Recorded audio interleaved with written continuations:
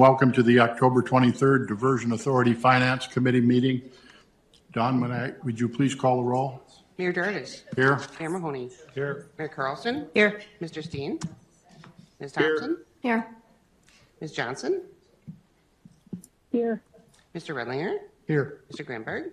Here. Mr. Pepcorn. Here. Mr. Peterson. I'm here. Mr. Reeds. Ms. Madriga. Quorum is present. Thank you, Don. Next order of business is to approve the minutes of September 25th, 2024. It's on page 3 of the packet, and they have been distributed. So moved. Mayor Mahoney moves to approve. Is there a second? Second. Susan Thompson seconds. It's been moved and second to approve the minutes of September 25th, 2024. Is there any discussion? Seeing none, all those in favor, please signify by saying aye.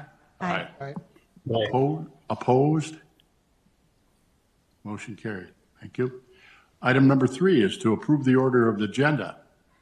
Again, it has been distributed and is in your packets. Move to approve. Thank you. Mayor Carlson moves to approve. Is there a second? Second. Commissioner Pipcorn seconds. Been moved and seconded to approve the agenda as distributed. Is there any discussion? Hearing none, all those in favor, please signify by saying aye. Aye. Aye. Opposed? Motion carried. Thank you. Item number 4, we call on Susan Thompson for approval of the bills. It's on page 7 of the packet. Okay, these bills have been received through October 16th of 2024. The total is $8.6 million. The primary payees are the City of Fargo and Cass County Joint Water Resource District. Fargo was some storm lift repairs and then some land acquisition through the Water Resource District. Does anyone have any questions? Mr. Chairman, Questions? Commissioner Grinberg. Which project in town for Fargo is this related to? Pardon me? Which project in town Fargo, that 4.1 million? It's on page 8. There's a list. It was primarily 2 storm lift rehabs, 27 and 38, and 11 and 37.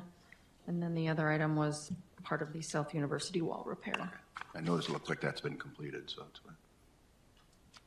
I'm sorry, Commissioner? I just made a comment. I was curious because I drove by the longly debated South University flood wall, and I drove by the other day. It looked like it had been completed, so. Okay, very good. Any additional questions? Ms. Thompson?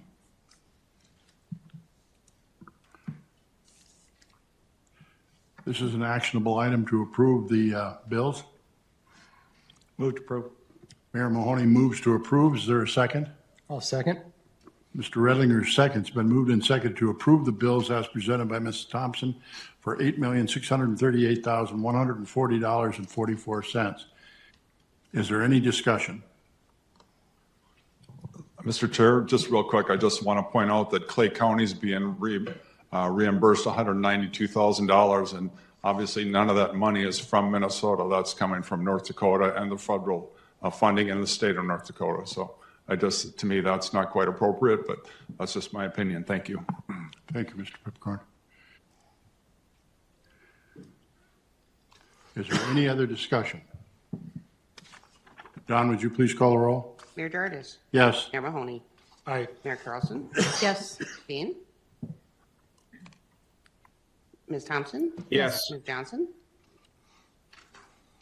Mr. Redlinger. Yes. Mr. Granberg. Yes. Aye. Mr. Pepcorn. No. Mr. Peterson. Yes. Mr. Reeds. Yes. And that's everyone. Thank you, Don. Motion passes.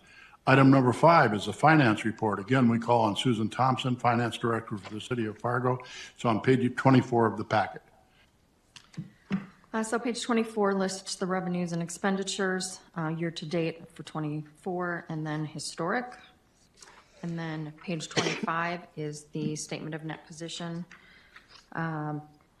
Assets for both the diversion fund and the budget fund, $294,973,488. There's a small amount of liabilities, mostly retainages payable, $188,176.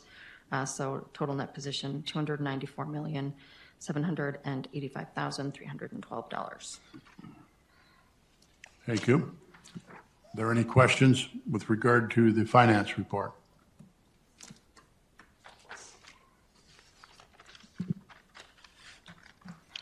If I could have a motion, please, to approve the finance report? Move to approve.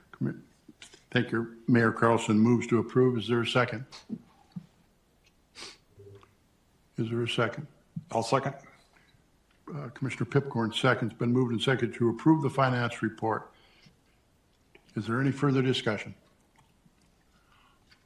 All those in favor, please signify by saying aye. Aye. Opposed? Motion carried. Thank you. Item number 6 is the cash budget report. We call on Mr. Paul Barthol for that report. It's on page 45 of the packet. Good afternoon and welcome. Thank you, Mr. Chair. Again, before you is the cash budget report through the end of September. As you look at our annual revenues, we are tracking on track. One thing I will note is that we have seen a slight leveling off. We haven't seen the growth that we had seen previously in our sales tax, and so we're keeping an eye on that and projecting it. We should hit our sales tax budget amounts, but we're keeping an eye on that. So just wanted the committee to be aware of that. The other thing is that we did get another $10 million in legacy fund draws came in this month, so that we're up to about 80 million that have come in this year from our legacy bonds. And so there's still about 28 million, but we are intending that will be, we'll get utilize that reimbursement yet this year. So we'll keep that in mind as we talk in our budget for 2025 cash budget along those lines. So this month with that 10 million coming in, and then also our financing proceeds, we're at $18.5 million came in this month. We're looking at $146 million that have come in year to date. So, Mr. Chair, I have a question. So once again, we have annual revenue and there's nothing from Minnesota. Nothing Clay County, nothing Moorhead, nothing Minnesota.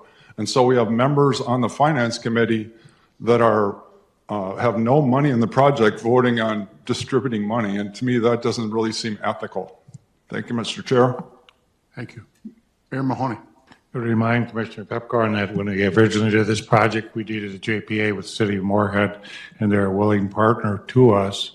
Anticipate they've already put in 46 million. They'll put an additional 50 or 60 million to make the whole the amount that they are promised to do with us.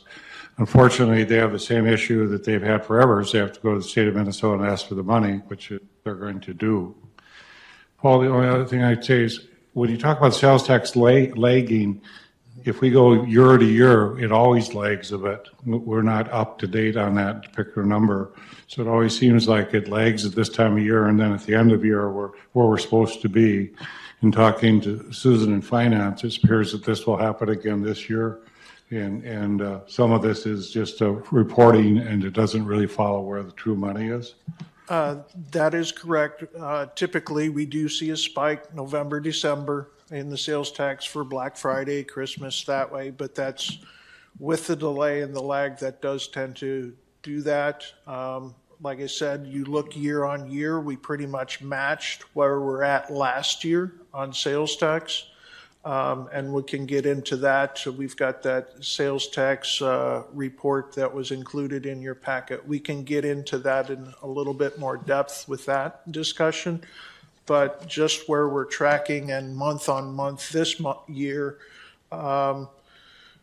we haven't seen the growth that we've seen year on year and month on month. So this may be one of those short-term lags, but I don't want to, I just wanted to make the committee aware of that. We track that monthly, and I just have a brand new one. The last 2 months were flat, but most recently, City of Fargo sales tax is up 3.7% over the same time last year. So that's better news. All right, so that's the revenue side. The expenditure side, again, nothing out of the ordinary here. We still have a pretty large amount remaining to the milestone payments to the developer. But there's just our standard. The other thing to note too, we've made some pretty significant lands and property payments. And so we're continuing to close those out. We will probably be very close to that $64 million mark by the end of the year. So we're keeping an eye on that. But other than that, everything is tracking either at or below where we're spending. The other thing that we'll probably see move to the right this year, a lot of these third-party MOU mitigation projects, that's where groups outside of the authority have given us estimates as to what they thought they would spend. We've committed to pay through the MOUs for these projects, and so we're relying upon them. They didn't get as much work done as they thought they would, and so a lot of these dollars will be moved into, we're going to see those in the 2025 cash budget. So, and then we can scroll down to the Diversion Authority operations budget. Again, salary, benefits, and office and other are all tracking well. As we go this, we should be well under budget at the end of this year. So, any questions on our cash position, on our cash budget? Mayor Carlson has a question. Thank you, Chair Dardis. This might be a question maybe for Attorney Shockley in regards to the WIFIA funding, which is $5.1 million. Can you explain to us, just to refresh our memory, of who was the signatories on the WIFIA funding and what was needed in order to secure that funding? And then I have 2 additional questions. Okay, thank you, Mr. Chair, Mayor Carlson. It's a long question, so I'll try to, or long answer to your questions, so I'll try to unpack that a little bit. So the WIFIA loan that was secured is a $569 million loan, very high level. The foundational documents for that are the joint powers agreement that was signed and agreed upon by the 5 member entities, which include the 2 Minnesota entities, Clay County and Moorhead, and 3 North Dakota entities, Cass County, City of Fargo, and the Cass County Joint Board. Just as a side, the majority membership is North Dakota. Pursuant to that agreement that authorized you to enter in the authority to enter into financing documents, created the master indenture of trust as part of the WIFIA financing. All of the WIFIA and the P3 required assurances regarding, first of all, operations and maintenance. So just want to make clear that the Minnesota entities, pursuant to the master indenture of trust and the financing resolutions, have pledged and are obligated to provide funds for operations and maintenance, along with, if they're getting funds from the state legislature, they put that into the project. That's in addition to their prior funds. The Metro Flood Diversion Authority then issued the WIFIA financing, which was a revenue note that is based upon the master indenture of trust that uses the sales tax dollars as a pledged source of revenue that is being backstopped by not only sales tax, but the potential, like you would also have other revenues by the authority that whatever you're collecting, which would include potential O&M, and then also you have the backstop of the county that supports that. And then within the JPA, the 2 non-federal sponsors of the project, I believe that Mayor Mahoney had referenced Moorhead. As part of the requirements for the project, it required a non-federal sponsor on the Minnesota side because it requires Minnesota permitting, Minnesota approval. So it required a Minnesota non-federal sponsor, which is a requirement under federal law to have a non-federal sponsor. And also the original other non-federal sponsor was the City of Fargo. Those 2 entities are in addition to the Metro Flood Diversion Authority, are the ultimately the signatories, the underwriters of the project, if you will. So hopefully that kind of gives you a general overview. Yes, thank you for big the question. refresher. So would it be a fair statement that without the Minnesota partners, that the Diversion Authority would not have obtained that WIFIA funding? Without the Minnesota partners, you wouldn't have a project like we do because you needed the non-federal sponsor on the Minnesota side. You may have had a project, but it might have been just isolated to the North Dakota side because without going too far into a rabbit hole, you would need the environmental permitting on the Minnesota side, which you need a Minnesota entity. You need the non-federal sponsor status on the Minnesota side. So you may have had a project, but it would be much different. It may not have been as comprehensive, and it would have been entirely located on the North Dakota side. Right, So and then- you may not have, if there was WIFIA financing, it would be for an entirely different project, a different view. I don't know what that would look like. I'd be speculating. And then the joint powers agreement that was signed in 2016, the Finance Committee is a standing committee that was agreed upon by all signatories in regards to who makes up the Finance Committee. Is that correct? That is correct. So, and that specifies that there would be Minnesota entities on the Finance Committee as a standing committee. That is correct. Okay, thank you. I don't have any further questions. Thank you. Any further questions? Any questions, Mr. Barthel? Thank you. Thank you. This action item is for information only. Number 7 is the MOUs and agreements. Again, we're going to call on Mr. Shockley. It's on page 52 of the packet. Thank you, Mr. Chair. I only have a single item for MOU approval, and it's an MOU with Holy Cross Township. I do want to set the table a little bit with this MOU.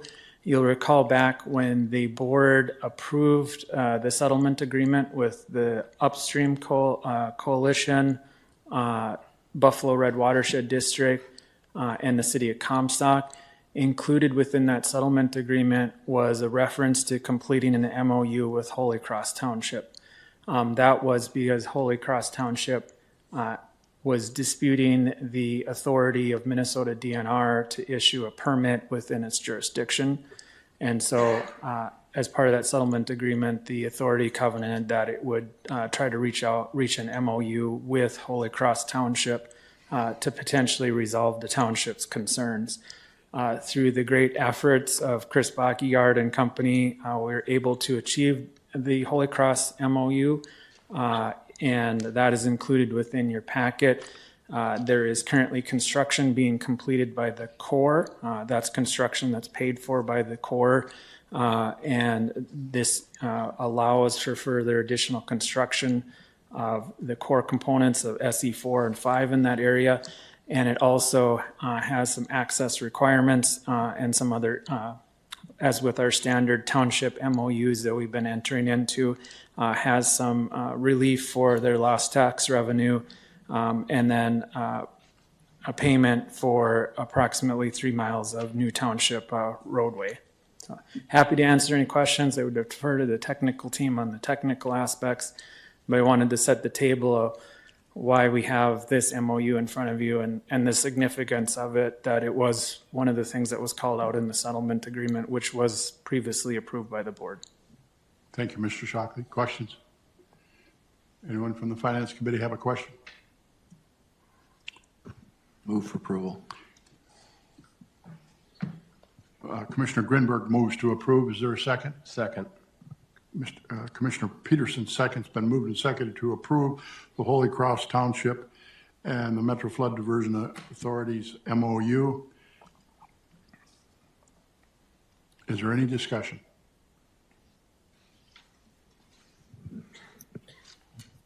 Don, would you please call the roll? Mayor Dardis. Yes. Mayor Mahoney. Aye. Mayor Carlson. Yes. Mr. Steen. Yes. Ms. Thompson. Yes. Ms. Johnson.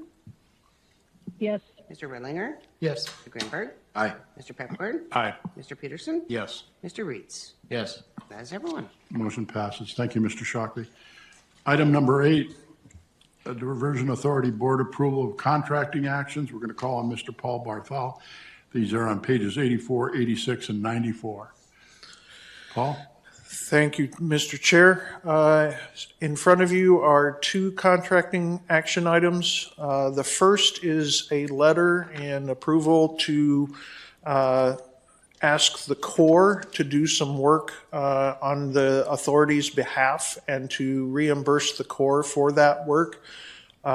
This work is water and sanitary sewer lines that are currently under the existing SE3 footprint, and as part of our responsibility with the Corps through the the PPA with the Corps, the local sponsor is responsible for removing and replacing all the utilities. As we started looking at this relocation, the Corps and their policy has that these wet utilities should go up and over the levee that they are building. And so it would have been quite a headache to get all of that coordination done and have 2 contractors working in the same area, because the Corps would have to build the levee. The utility company would then have to come in, or the authority's contractor would then have to come in and do that work, and then the Corps would have to finish their work. So this way, it's much more efficient and much more cohesive within the Corps contract. This work was anticipated within our budget, our utility relocation budget, so it's just basically a transfer of funds to the Corps to do this work for us. Would you like me to explain the second one? All right. The second one is Task Order 19, Amendment 0. It's for part of our property structure mitigation.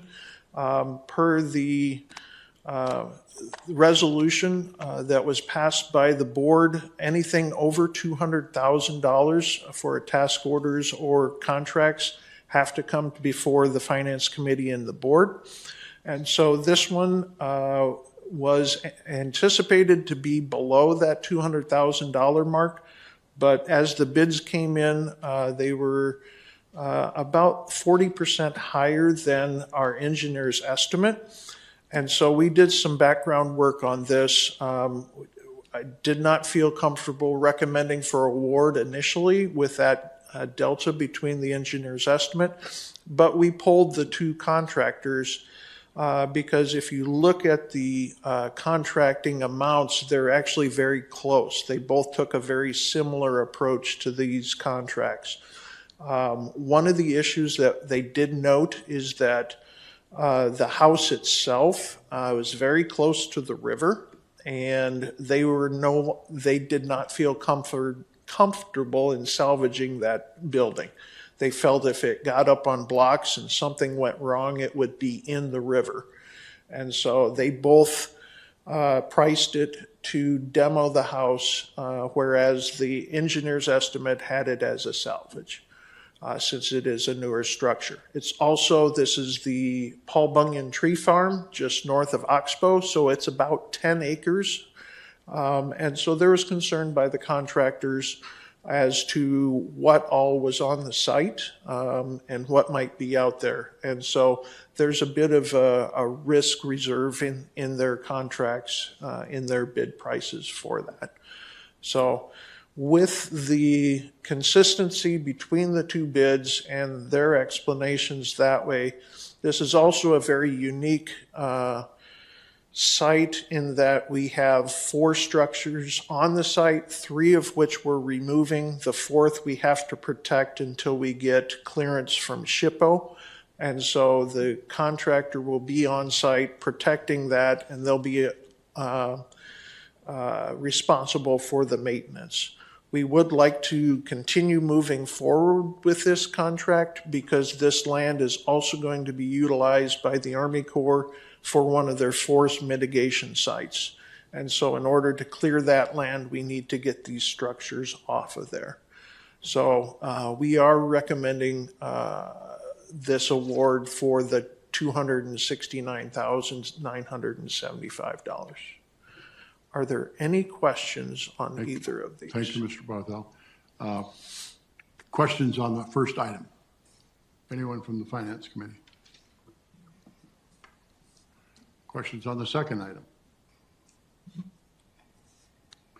All right, this is an actionable item. So whoever makes the motion, if you would, please designate if there's for both items or just one specifically. Move to approve both items. Mayor Mahoney moves to approve both items. Is there a second? Second. Mayor Carlson seconds. Been moved and seconded to approve the contracting actions as presented by Mr. Barthol. One for water and sanitary sewer utility installation and the other for property structure mitigation. Is there any further discussion? Any further discussion? Don, would you please call the roll? Mayor Dardis. Yes. Mayor Mahoney. Aye. Mayor Carlson. Yes. Mr. Steen. Yes. Ms. Thompson. Yes. Johnson. yes, Mr. Redlinger. Yes. Mr. Grimberg. Aye. Mr. Pepcorn. Aye. Mr. Peterson. Yes. And Mr. Reeds. Yes. Everyone. Motion passes. Thank you. Item number 9, under other business. Again, we call on Mr. Paul Barthol for the first item. So in your packets and before you is the results of a request from Commissioner Grimberg to look at what our contracts were and what our contract summary for the last 2 years. This includes a variety of different vendors and contractors. So it's from basically office and auditing. So Eide Bailey, as they do our annual audits, are included in here. You've got all of our technical and land management services. So this is the consultants and consultant engineering through here. Then we've also have communications and various groups that way that have helped us out. One thing I would like to note, we did include the total paid in 23 and the total paid in 24, plus then the combined. We did break it out so that way the Finance Committee could see if there's a trend or if we're reducing expenses as we go through. Then we also broke it out, kept it separate. You've heard, we've discussed, and there's been discussions about the cost of maintenance and the ongoing maintenance of property. And so those contracts are listed out there. And plus then we also have in-town and some other city of Fargo type maintenance that we have in our contracts with that. So including the maintenance of several pump stations in town. And then also our insurance. And then we get down to this larger group here. This is the for the property acquisitions, the various contracts we have through there. So appraisal companies, land agents, mediators, various things, legal services, titles, title opinions, and we go through that, and then our crop insurance. And then you have our demolition services that fall underneath that. So this is like the task order that you just approved for Schmidt and Sons. This is the work that they have been doing, removing the properties, removing the structures from the properties as we acquire them. And then we have also included, separated out all of the financing and financing agents that we have under contract. And then the last two are kind of for the channel. There's ongoing payments to BNSF and some of the others. You'll see a few in here that are noted DRB. Those are the members of the Dispute Resolution Board, or I'm sorry, the Dispute Review Board that the authority is paying for per the agreement, per the project agreement. And then finally, we've got third-party MOUs. This is what we were talking about, some of these contracts that weren't as advancing as quickly as we thought they might. So there's several ongoing work with say, Christine, Comstock, those type of places there too. Several of the cemeteries are in here. And then finally, we have all of our utility relocations and utility relocation contracts. These are through our master utility relocation agreements, or boroughs, and those are allocated out in various task orders through there. But you can see a lot of these are just removals and relocations for both the Southern Embankment type projects and then also the removals of services to the properties as we remove the homes and buildings from there. So, any questions on that? A lot of information. Be happy to discuss with members or folks outside of this meeting if you have questions that way. But a lot of, I can dive into specifics if you'd like. But like I said, a lot of information here, a lot of different contracts that we're working with. Mr. Thank Chairman. you for that breakdown. Mr. Chairman and Paul, thank you. This is the first time I've seen a comprehensive list, I think, in my 6 years, 4 with the City Commission and 2 here with kind of a list of all our vendors. So I think that's just for the board, just a good spot check to see how comprehensive this list is. Question, in our staff work with preparing, for example, 2025 budget, what process do we use to scrub this list to say, okay, these are no longer required? Are they a priority? Some of them obviously are a priority. Obviously, they're central to the project. But from an internal standpoint, what's our process, if any, that we go through to say we no longer need this at this level, or maybe 50% less? That's a lot to work through. You're right.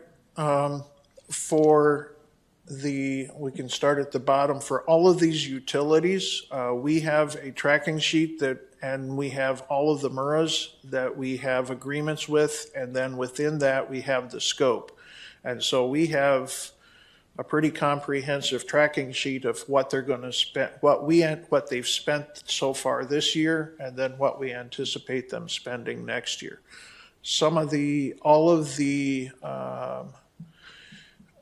For the third-party MOUs, we try to contact each one of the MOUs that we know that they're doing work. So whether it's the city of Horace as part of their work, or say Christine, Comstock, we talk to the administrators, or we talk to the engineering firms to get updated estimates to see when they're looking to bid these projects and things that way. And so we do some background work. We try to touch base with all of them if we can to see what's hits.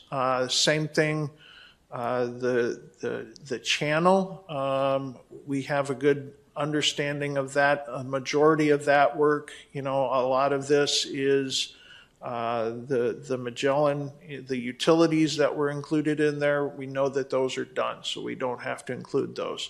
Some of the wild cards that are in here is the DRB folks. We know what we have for the Red River Valley Alliance through our milestone payments, so we can estimate utilizing their schedule when we'll hit those milestone payments. And then the other thing that we'll do is we'll sit down with the leads from the different groups. So whether that's the city of Fargo, whether that's Ms. Smith with the land acquisition program, and get her input onto where we're at, where we're going, what we need for next year. Sorry to be one of all the questions. So then from a budget standpoint, who's responsible to make sure these are in line with each year's budget and overall program budget so that we're tracking this from a fiscal standpoint? Well, my team will do that tracking, And we incorporate that within as part of our annual budget process. We do a double check, and we can talk through that as we go through that budget. But we'll do a double check to where we are versus the program budget. What's our estimate to complete? And so we'll take the input and basically take what we've spent to date, add what's expected in 2025, and then look at what's expected in 26 and 27 and see where we're at and make sure that we're still tracking within our program budget. Any additional questions on this item? Very good, thank you. Next, item B under other business is the sales tax update. Again, we call on Paul. Paul and I worked briefly together on this. He accumulated all the data. Obviously, you can see that the tax revenues are laid out to you on a month-by-month basis for in 2022, 2023. You'll note on 2024, obviously the year's not done. That area in green is forecasted values based on historical experience that we've, that we have before. So, Paul? And big thank you to Susan and the city for their data and being able to provide this to us. We kind of pulled it all together and looked at it that way. So this data is basically what's contained in the city's reports. And so we've just been able to pull those numbers out and provide totals on an annual basis here. Then, as Mayor Dardis stated, we did project out the last 4 months here. Basically took a average of the first 6 months that have come in here, and then averaged them out for the remainder 3. So as we were talking earlier, if you look at our August 24, we're at about 20.8 million in cumulative sales tax revenue from the city of Fargo, and about 10.3 million from the Cass County. And if you look to August of 23, we are in a very similar position as we were, slightly ahead, but very, very close to where we were a year ago. Whereas if you look back to August of 22, there's a significant growth between 22 and 23. And so if you then look, we also talked about making things up, and as we go into November, December, there is typically a bit of a spike if you look in the monthly reports, especially November versus December, but there also seems to be a bit of a lag in September, October timeframe. So with that, we just did forecast this out, and we looked at what we had our cash budget targets for each of those years. You'll note on the very far right is a cash budget target. Those are the revenues that were actually collected in 22 and 23, and also what was forecasted as revenues in 2024. So you see where the forecast is at 56,700,000, and the forecasting that we're doing, it falls slightly short of that at 51. So we'll see. Yes. Susan. Ms. Thompson. Sorry. Paul, I apologize. I was out last week, so I just looked at this about an hour ago. So these numbers they're not accurate for what we've collected. And I think I understand why, and I can explain. So as you can look at like the 23, you'll see there's no revenues coming in January and February. So the city of Fargo records sales tax on an accrual basis. So collections that are made in January really came from the previous November, February for the previous December. So when we're doing our books, we'll not record anything in January and February, and then we'll record 3 months in December. So that December column should have 3 months worth. So my records show, for example, for the full year of December, instead of 35 million, the city collected our 1 1/4 cent collected and remitted $43 million instead of the 35. So there's a couple months missing on these, so we can update them for next month. If we could have them updated, please. Yes, we can work Thank on you. that. Thank you, Sid. Thank you. Any questions with the data? Commissioner Peterson. Mr. Chairman, thank you. As a gentle reminder, I don't have too many of these meetings left. So as a gentle reminder, and much due respect to our friends in Bismarck, no disrespect intended, but as you proceed out to our state legislature and talk to our legislators, need you never forget that 5% is sent to Bismarck every year. So when we talk to our friends in Bismarck about how much they're giving us, quote unquote, again, said respectfully, I don't need anyone else's money. I just need my money back. Thank you. Anyone else? Mr. Chairman, so is Commissioner Grinberg. this the extent of this agenda item? I did also go back and look at the trends for the year. The original request was just to look at the last couple years where we're at, but I wanted to take a longer look at the where we're at and where we're trending long term. And that's the other side of this. That's the other handout. But other than that, Well, Mr. Chairman, I appreciate that. I had asked at the last meeting, and I thought this would be a little more comprehensive, that also included how this integrates with our financial plan. And maybe that's a whole separate discussion and agenda item. And then as well as these sales taxes, their terms and the information on that from a holistic view of the two that are being applied now. A couple of meetings ago, I had suggested that each of the board members spend some time with Paul and the team to understand the budget and the program side. And so I say that only from a standpoint of understanding the complexity of this is hard to do in an hour and a half meeting. But I encourage each of the board members to spend the time to have a thorough update on the financial model. Sales tax is a big part of that.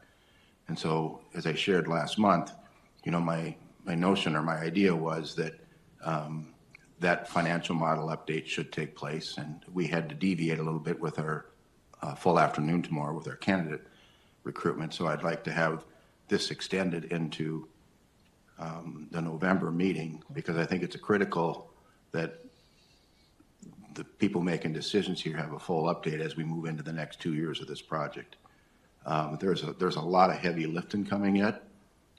We haven't solved O&M. We haven't solved the flowage easements and how that overall impacts the budget. Citizens of Fargo are going to be asked to vote on 2 sales taxes on November 5th. There's also talk that the city of Fargo is bringing another sales tax proposal in June of 26. So there's a lot of moving parts here from a standpoint of our revenue sources. And I think it's incumbent on this finance committee and the diversion board to understand those things so that as we go forward, we have a better information set of the revenue as well as how we're managing the expenses for this project. And then the last thing we'd want to see is anyone or get us to a point where we're locked in a box and special assessments become a topic and we forego the opportunity for sales tax. Because the citizens have stepped up numerous times to fund flood protection for our region. And that's still, in my mind, paramount as our responsibility to move forward. And I only share that as a point of where we're going in the next year and a half. We've got some heavy lifting to do yet, and I think it's important to us that we thoroughly understand this. Agree. So we'll be happy to put this on the November Finance Committee and board meeting agendas, and we can continue our discussion then. Also would be very happy to meet with any of you to discuss in detail. As Commissioner Grinberg said, this is a very abbreviated look at the sales tax. It's just a kind of a backwards looking where we're at, where we've been, how much we've collected, and any trends that are there. But there is some discussions to be held on where we're going and the future of that. So, Thank you. Mayor Mahoney.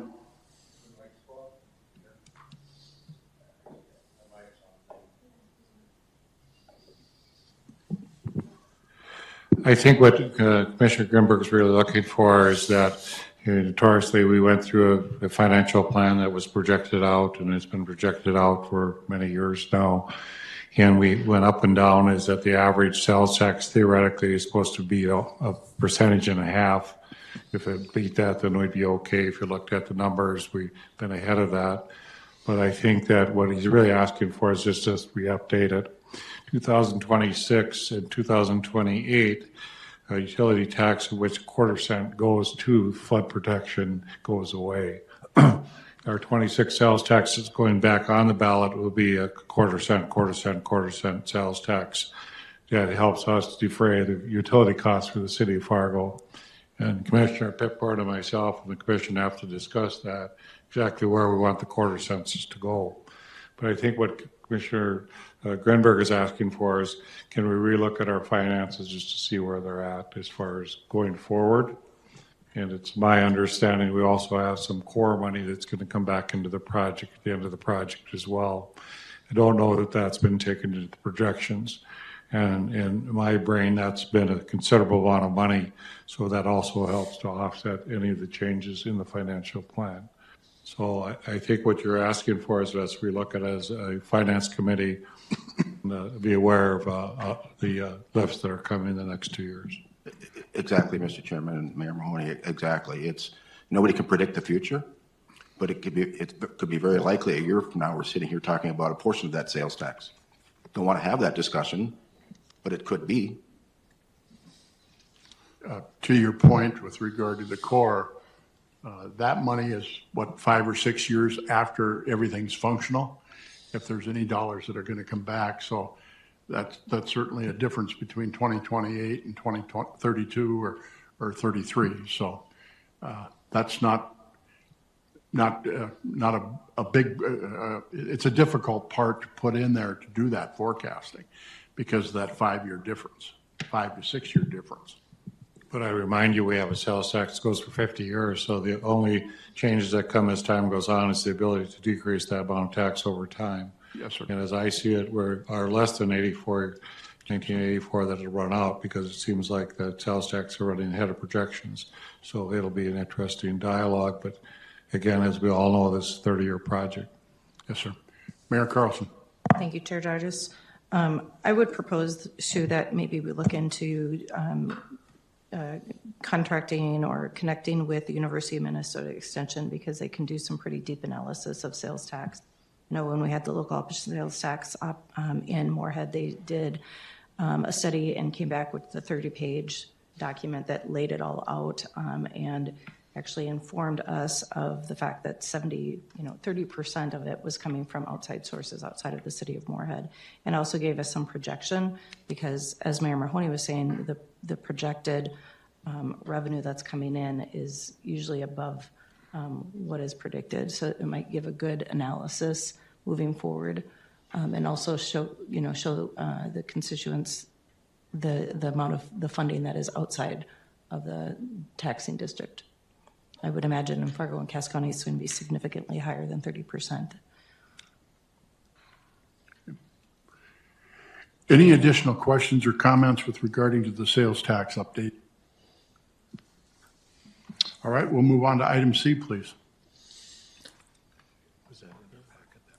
So within, as we have been discussing, make sure this is the second draft of the cash budget. The first draft that was before you last month, there's been just a few minor changes as we go through this. One of them, it's about expenditure-wise, we're about $2 million that have been added. That's basically in this line item here, milestone payments to the developer. Looking at their schedule and updated schedule and discussing with our commercial team, we have identified about $2 million additional that we think will hit in 2025 versus it hitting in 2024. So it's some of the dollars that we're seeing in our 2024 budget, this 34.8 million, where we've only spent about 1.18. We're at this time, we're looking at just pushing about $2 million of that into 2025. Other than that, it's not much for changes total dollar-wise. We did reapportion some of the legal fees up into the P3 versus down in the Diversion Authority and Program Management. So you'll see here that this reduced by $500,000 and the channel P3 litigation increased by $500,000. Aside from that, the only other major change that we included in here is with the sales tax and the city sales tax. These are the actual projections that we received from the city of Fargo and the Cass County for their sales tax. The last time that we showed you this, there was some additional balancing that was needed to do within this funding sources. Typically, we have utilized a zero net budget, cash budget, so our expenditures and our funding sources are equal. This year we ran into a couple of different challenges. First of all, we added the WIFIA draws, and so we're going to, we had that added in this year. But if you notice, we're only at about $70 million left in the legacy bonds. Previous years, we've utilized that to basically to balance out our funding sources. We knew we had enough funding in there so that we could allocate out of that. This year, we anticipate utilizing all of the remaining funds by probably June or July of this year in 2025. And so without having that backstop of the legacy bonds, we needed to identify an additional funding source. So we have added a line item of cash on hand, and that is basically to utilize some of the 250 odd million that we have in the bank now to allocate that towards the 2025 cash budget. So those are the major changes from the previous year, previous version, excuse me. With our quick turnaround into our November Finance Committee meeting, I don't anticipate bringing a version 3 to the board in November. It'll probably be December. And then we'll take a look at that time or up before that to see where some of these bigger numbers, like the milestone payments and some of these other P3 MOU costs, some of these bigger numbers, where they'll actually hit, whether they're in 24 or 25, and that way we can close them out. So whether we can close it out in December or potentially in January once we have the year-end numbers so that we can bring it forward a 2025, as accurate a 2025 cash budget as we can. Are there any questions? Any questions on the 2025 cash budget, second draft? All right, thank you. All of these under other business are for information only, so we move on to item D, is the land acquisition directives. We call on Jody Smith for that. Yes, so Good afternoon, welcome. thank you. There's 2 land acquisition directives in your packet today. One is for the Cheyenne River benching project. And so we're asking permission to go ahead and acquire the necessary property rights. We're getting pretty close to the final design, enough that those final designs have been sent over to our appraisers. The appraisers are starting to work on this, and we do anticipate the full acquisition price to be $165,000. And then the second one is for the city of Christine. We've already come forward. We have a land acquisition directive for the city of Christine. There are a couple of parcels within the city that are owned by the city of Christine that were not in that original land acquisition directive. So we're seeking permission today for that, and we do anticipate the cost to be $44,000. Are there any questions on these items? Any questions of Jody? Right.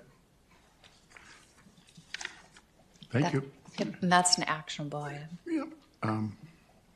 Next order of business is item E under other business, and it's the Metro Flood Diversion Authority award solicitation, a procurement policy.